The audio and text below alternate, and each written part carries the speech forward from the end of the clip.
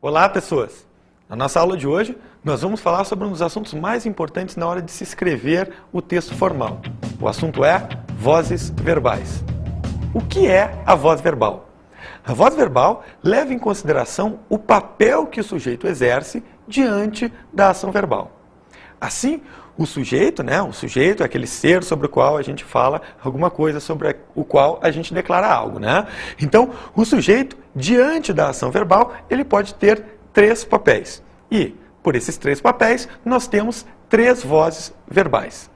Bem, quando o papel exercido pelo sujeito é o de agente da ação, a voz será dita ativa, Então, o sujeito realiza a ação, ele pratica a ação verbal. Então, aí a voz será dita ativa. Quando o sujeito, por sua vez, se ele receber a ação verbal, se ele sofre a ação verbal, a voz é dita passiva. Quando o sujeito realiza e sofre a ação verbal, ao mesmo tempo, então ele sofre a mesma ação que ele realiza, aí a voz é dita reflexiva.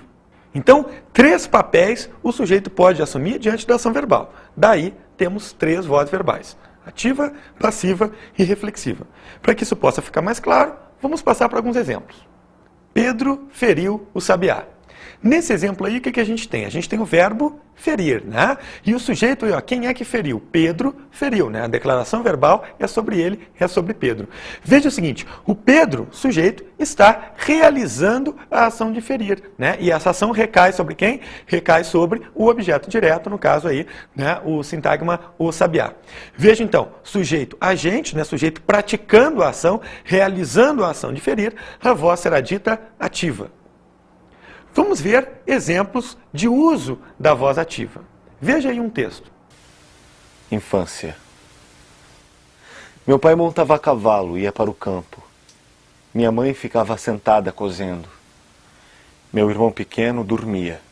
Eu, sozinho, menino, entre mangueiras, lia a história de Robinson Crusoe.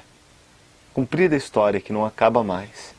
Então aí nós vimos alguns exemplos de uso da voz ativa, Agora, vamos ver exemplos da voz passiva, ou seja, aquela voz em que o sujeito recebe, sofre a ação verbal. Veja, o sabiá foi ferido por Pedro.